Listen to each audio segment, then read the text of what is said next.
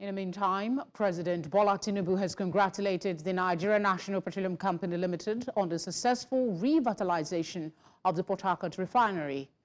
Tinubu also urged NNPCL Limited to expedite the scheduled reactivation of the second Port Harcourt Refinery, the Warri and Kaduna Refinery.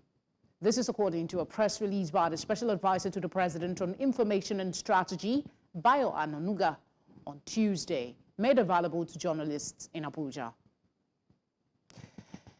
Meanwhile, NNPCL has responded to misleading claims circulating in certain quarters, which allege that the refinery is not producing products. The NNPC said the Old Port Harcourt Refinery is currently running at 70% of its installed capacity, with plans to ramp it up to 90%.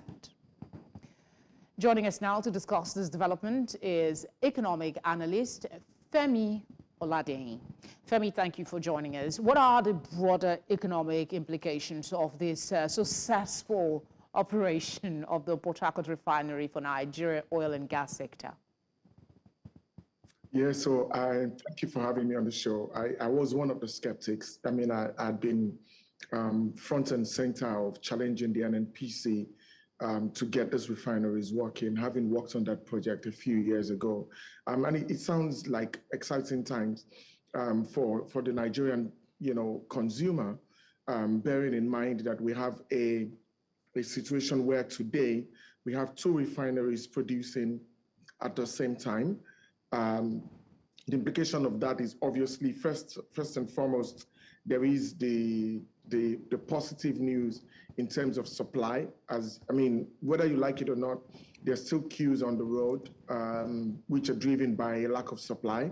I believe that this is positive news. And the fact that we still have two other refineries that can't start production anytime soon is also something to look forward to. I'm aware that the NNPC is also working on the Warri Refinery and eventually the Port Harcourt Refinery. Now, one of the concerns I have, obviously, is that as this refinery starts to work, it will be interesting to see the resilience of the refinery, given how many years it's been abandoned prior to now, and how the refining probably in the early stages might be prone to potential breakdowns.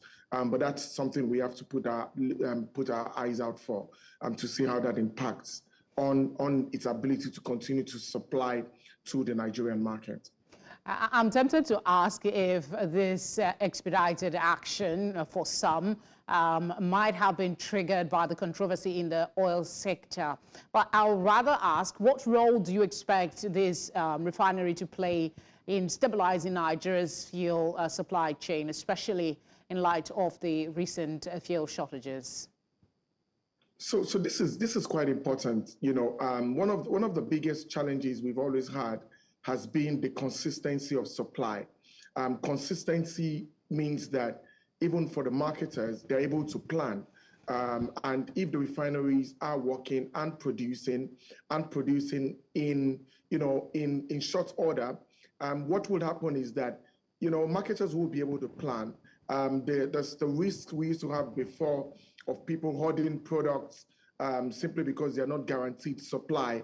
That immediately disappears. In fact, what happens is that because those refineries are working, price volatility becomes even more interesting, because price volatility means that if crude oil prices continue in the direction in which they're going, then we should start to see lower prices for the Nigerian consumer.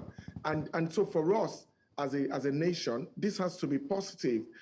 Even for a Dangote refinery, the export markets also start to look more interesting, especially as there's a potential glut that could happen in the Nigerian market. With the Dangote Refinery also starting production, how do you see the competitive dynamics in Nigeria's domestic fuel market evolving in the near future? And I would like you to respond to that news in earlier about the possibility that this fruition of the Port Harcourt Refinery has a lot to do with Dangote going on stream. Oh, look, absolutely. I think it was an embarrassment for the NNPC prior to now to be getting into this long-winded conversations about the Dangote Refinery when they have 450,000 barrels of refinery production, capacity that has been sitting idle for almost a decade. That embarrassment was enough for them to fast track whatever work they were doing on the Port Harcourt Refinery. And obviously, I expect that even though these are still early days, production levels it's going to take some time, before production actually normalizes across both refineries, both the Dangote Refinery and the Port Harcourt Refinery. But the way you should think about it is that possibly in another year or two, Nigeria could have over 1 million barrels of refining capacity that is available for the market. And that has to be very exciting news for Nigerians, because it means that we can not only meet local supply, we can actually meet the demands of the rest of the West African and probably East African bloc. Femi, as always, thank you very much for your contribution. We appreciate it. Thank you very much. Always a pleasure.